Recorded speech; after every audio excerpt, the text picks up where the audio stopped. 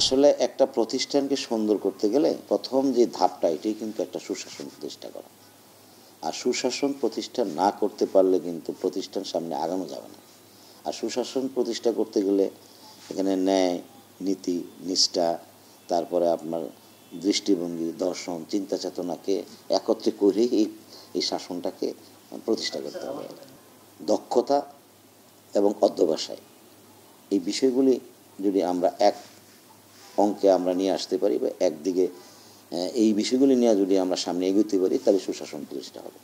আজকে অনুষ্ঠান যারা দেখছেন, আমি south Bangla agricultures and commerce bank লিমিটেডের পক্ষ থেকে আমি সবাইকে আন্তরিক ধন্যবাদ এবং প্রত্যেকের প্রতি কৃতজ্ঞতা রেখে আমি এই ব্যাংকের পরিচালনা পর্ষদের সবেমাত্র দায়িত্ব পাওয়া একজন চেয়ারপারসন হিসেবে এই ব্যাংকের পর্ষদের সকল সম্মানিত সদস্য এবং এই ব্যাংকের ঊর্ধ্বতন ব্যবস্থাপনা কর্তৃপক্ষ সহ সকল ব্যবস্থাপনা কর্তৃপক্ষকে নিয়ে আমরা এই ব্যাংকটাকে সামনে এগিয়ে নেওয়ার জন্য প্রথম যে সুশাসন প্রতিষ্ঠা করার দরকার সেটা হচ্ছে আমি প্রথমেই সবাইকে নিয়ে চেষ্টা করব যে প্রত্যেকের মধ্যে আমাদের ন্যায়, নীতি, আদর্শ এবং নিষ্ঠা এবং আমাদের অধ্যবসায় এবং আমাদের চিন্তা চেতনাকে একেবারে দৃঢ় এবং প্রত্যয় মনোবল নিয়ে আমরা সামনে এগিয়ে যাব, এই ব্যাংকের যাত্রাটাকে আর একটু বেগবান করব।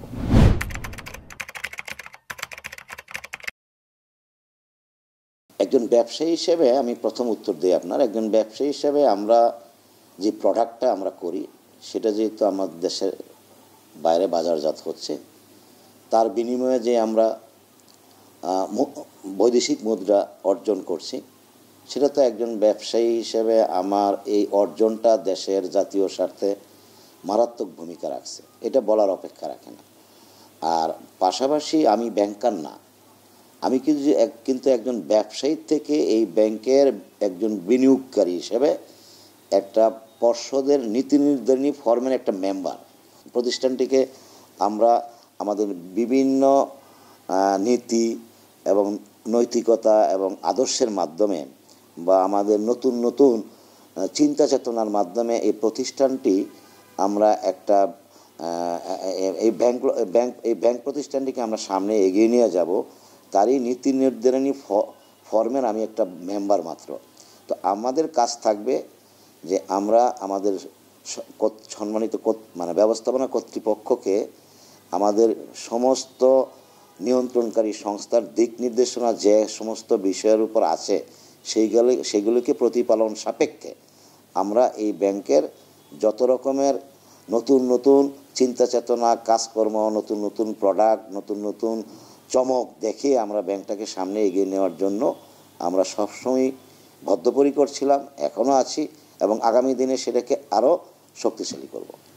এই বাংলাদেশের ব্যাংকগুলি তো সাধারণত একই ধরনের প্রোডাক্টে কাজ করতে অভ্যস্ত। আমরা কিন্তু বিনিয়োগ উত্তর লোন ডিসবার্স করা বা বিভিন্ন ধরনের শিল্প তৈরি করা বা শিল্পের এগেনস্টে বিনিয়োগ করা, এটি কিন্তু একটা গতানুগতিক বিষয়। তো এখন বর্তমান এই তথ্য প্রযুক্তির যুগে অনেক নতুন নতুন চিন্তা চেতনার মাধ্যমে মানুষের ওই জীবনযাত্রার মানের সাথে চিন্তাভাবনা করে অনেক নতুন নতুন প্রোডাক্টের মাধ্যমে মানুষের জীবনযাত্রাটাকে সহজতর করার লক্ষ্যেই কিন্তু অনেক নতুন নতুন ডিজিটাল পদ্ধতি চালুর ব্যবস্থা হচ্ছে বা করা যাবে, সেইগুলির উপর আমরা জোর দিব। যেমন মনে করেন আগে তো মানুষ চেক বই নিয়ে ব্যাংকে আসতো, লাইনে দাঁড়ায় থাকতো, টাকা উড়াইতো। এখন কিন্তু অত্যাধুনিক পদ্ধতিতে কিন্তু এখন চেক বই ছাড়াও টাকা উড়ানোর বিভিন্ন পদ্ধতি আছে এই ডিজিটাইজেশন যুগে আর কি, ওই তথ্য প্রযুক্তির যুগে।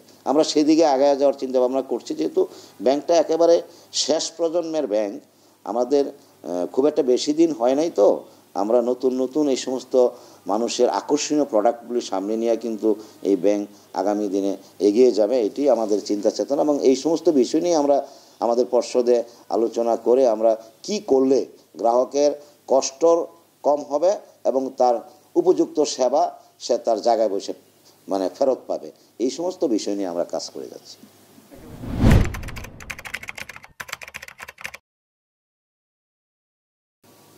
এটা বিশ্ব মহামারী একটা বিষয়, তাতে বাংলাদেশও কিন্তু অনেকটা হোঁচট খেয়েছে। কিন্তু বাংলাদেশ হোঁচট খেলো আসলে বিশ্বব্যাপী এই মহামারীটা দেখা দেওয়ার পরে। এটা তো এরকম মহামারী, এত বড় মহামারী কিন্তু আমরা কোনোদিনই ফেস করিনি। আর 100 বছর পর পর এই মহামারীটা দেখা দেয় পৃথিবীতে। তো এটা একটা দীর্ঘমেয়াদী মহামারী ছিল। আর বিশ্বের সাথে, আমরাও তো বিশ্বের মধ্যে একটা দেশ, আমরাও কিন্তু অনেকটা হিমশিম খেয়ে গেছিলাম। তো হিমশিম খেলেও আমরা আমাদের সাহসিকতা এবং আমাদের সফল রাষ্ট্রনায়ক মাননীয় প্রধানমন্ত্রীর দূরদর্শিতা এবং বলিষ্ঠ পদক্ষেপের মাধ্যমেই কিন্তু আমাদের শিল্প বেল্ট বা গার্মেন্টস সেক্টর বা টেক্সটাইল বেল্ট আমরা কিন্তু খোলা রাখতে সক্ষম হয়েছিলাম। যদিও একটু খানিকটা রিস্ক ছিল, লকডাউন ছিল, কঠোর লকডাউন ছিল, তার মধ্যে কিন্তু আমরা চালু রাখছি। কিন্তু এই চালু রাখাতে যে অর্থনীতির যে মন্দা ভাবটা বিশ্বের অন্যান্য দেশে দেখা দিয়েছিল, সেই তুলনায় আমরা কিন্তু একটু এগিয়ে আছি আমরা বর্তমানে।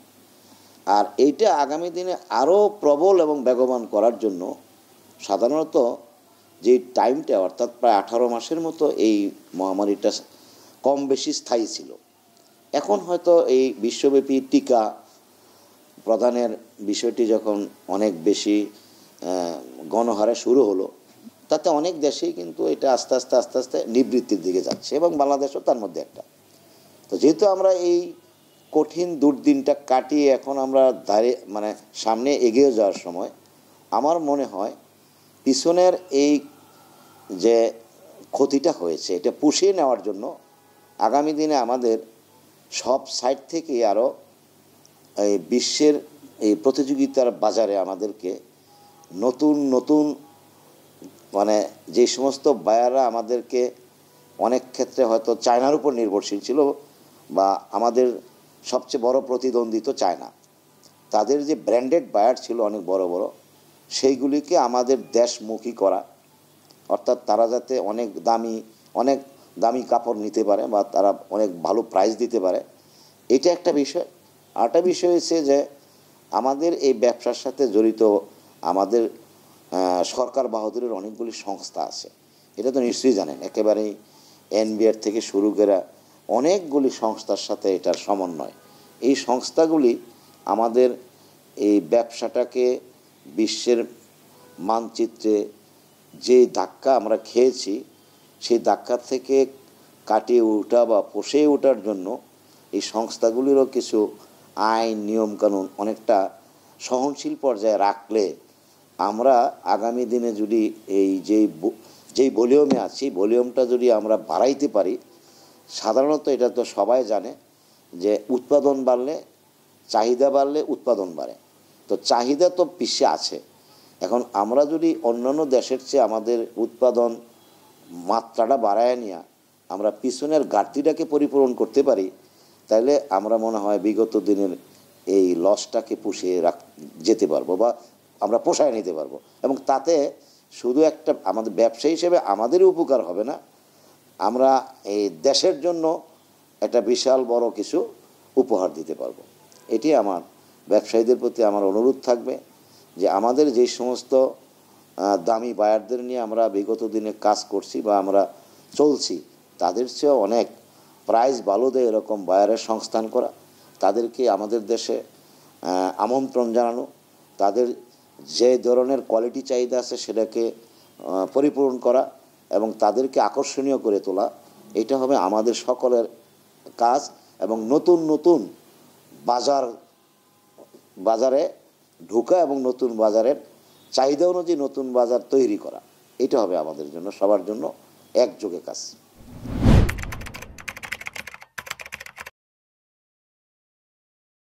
শোনেন, এটা তো দিছে পুঁজিটা সুচারু রাখার জন্য।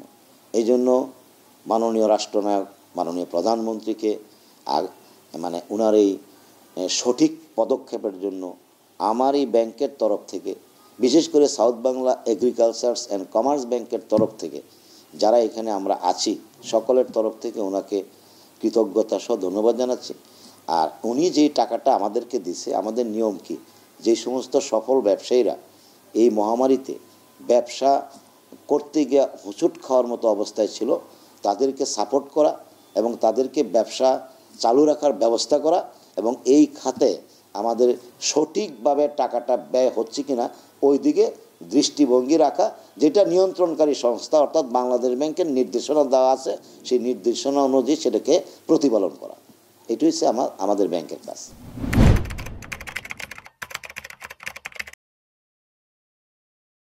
এই বিনিয়োগে আমাদের ব্যাংক অনেকটা কিন্তু সফলতার সহিত বিগত দিনের কাজগুলি করেছে, এবং আমি যেহেতু ইনশাল্লাহ আপনাদের দোয়ায় নতুনভাবে এখানে এই চেয়ারপারসনের দায়িত্ব পেয়েছি, আপনাদের দোয়া, আল্লাহর অশেষ মেহেরবানি এবং আপনাদের আশীর্বাদ যদি আমার সাথে থাকে, আমি আমার এই ব্যাংকে কর্মরত সকল ব্যবস্থাপনা কর্তৃপক্ষকে নিয়ে আমাদের সম্মানিত বোর্ডের সকল পরিচালকদের তরফ থেকে আমরা সবাই মিলে এই ব্যাংকটাকে আমরা চেষ্টা করব অন্যান্য ব্যাংকের চেয়ে একটু নতুনভাবে মানুষের কাছে তুলে ধরা এবং সেবার মানটা মানুষের ঘর দূরে পৌঁছে দেওয়া, এটা আমরা চেষ্টা করব।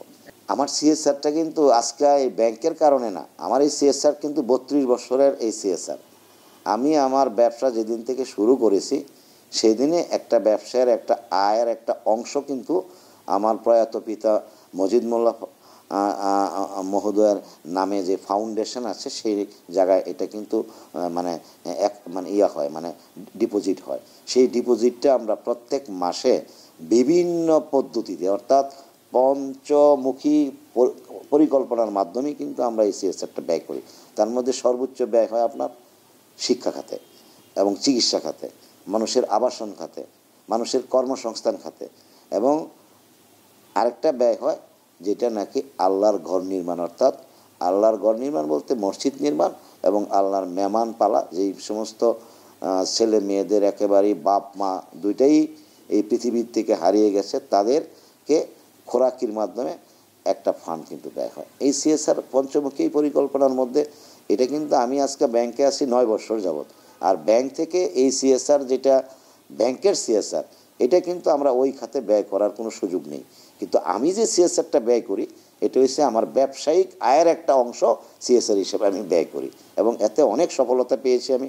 কারণ আজকে আমার নামীয় কলেজ, আমার গ্রামের কলেজ, আমার নামীয় স্কুল বা আমার নামীয় ইন্টারন্যাশনাল স্কুল বলেন, সব কিছু মিলে দেশে কিন্তু এগুলি সুনামের সহিত সুনামধন্য হিসেবে পরিচিত, এবং তারা কিন্তু অনেক অনেক পরিবারের সন্তানকে শিক্ষা সম্পদে পরিণত করেছে। যেই সন্তানগুলি এখন বিভিন্ন পাবলিক ইউনিভার্সিটিতে অধ্যয়নরত অবস্থায় আছে বা শেষ করে তারা এই দেশের বড় বড় জায়গায় কিন্তু তারা এখন নিজেদেরকে প্রমাণ করতে সক্ষম হয়েছে যে না, তারা এই দেশের একজন সঠিক নাগরিক। এই হিসেবে আমাদের এই সমস্ত সিএসআরের অর্থগুলি যে মানুষের কল্যাণে ব্যয় হচ্ছে, এই জন্য আমি সফলতা তো অনেক বেশি পেয়েছি আমি, এবং এই দ্বারা এই প্রচেষ্টা বা এই প্রক্রিয়া কিন্তু আমার এটা চলমান প্রক্রিয়া এবং এটা চলছে, এবং আমি আশা করি যতদিন থাকবো, আমার যতদিন ব্যবসা থাকবে, আয় থাকবে, অতদিন এটা ক্রমাগতভাবে একেবারেই এটা যেইভাবে চলছে এটাকে আরও চেষ্টা করি আরও বাড়াইতে, কিন্তু আয়ের উপর এটা ব্যয় হয় তো আমরা চেষ্টা করব এই চলমান প্রক্রিয়াটাকে অনেক দিন ধরে রাখতে, যদি আল্লাহ আমার সহায় হয়।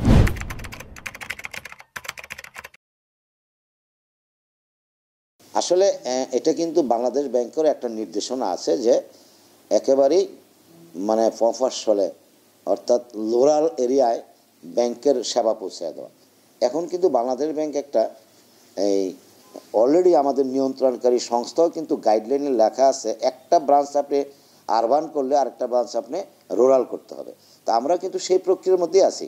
আমরা শুধু শহরমুখী থাকলে হবে না, আমাদের গ্রামীণ অর্থনীতিকে চাঙ্গা করার জন্য, নতুন নতুন উদ্যোক্তা সৃষ্টি করার জন্য, নতুন নতুন মানুষকে ব্যবসায়ী হিসেবে তৈরি করার জন্য এই ব্যবসা বান্ধব ব্যাংক হিসাবে আমরা আশা করি আমাদের এই ব্যাংকটাকে আমরা চেষ্টা করব যে ব্যবসা বান্ধব ব্যাংক এবং মানব বান্ধব ব্যাংক এবং মানুষের সেবার একটা নিশ্চয়তার প্রতীক হিসেবে কিন্তু আমরা সামনে নিয়ে যাব। এটি আমার পরিকল্পনা, এবং এই পরিকল্পনা বাস্তবায়ন করার জন্য যত রকমের পলিসি, যত রকমের নীতি নির্ধারণী আছে, আমরা পর্ষদ থেকে সেটা আন্তরিকতার সহিত ব্যবস্থাপনা কর্তৃপক্ষের মাধ্যমে বাস্তবায়ন করব। এই প্রতিজ্ঞাই কিন্তু আমি প্রতিজ্ঞাবদ্ধ। আমি আশা করি ইনশাল্লাহ আল্লাহ যদি সহায় থাকে আমি এই কাজে অবশ্যই আপনাদের দোয়া সাকসেসফুল হব।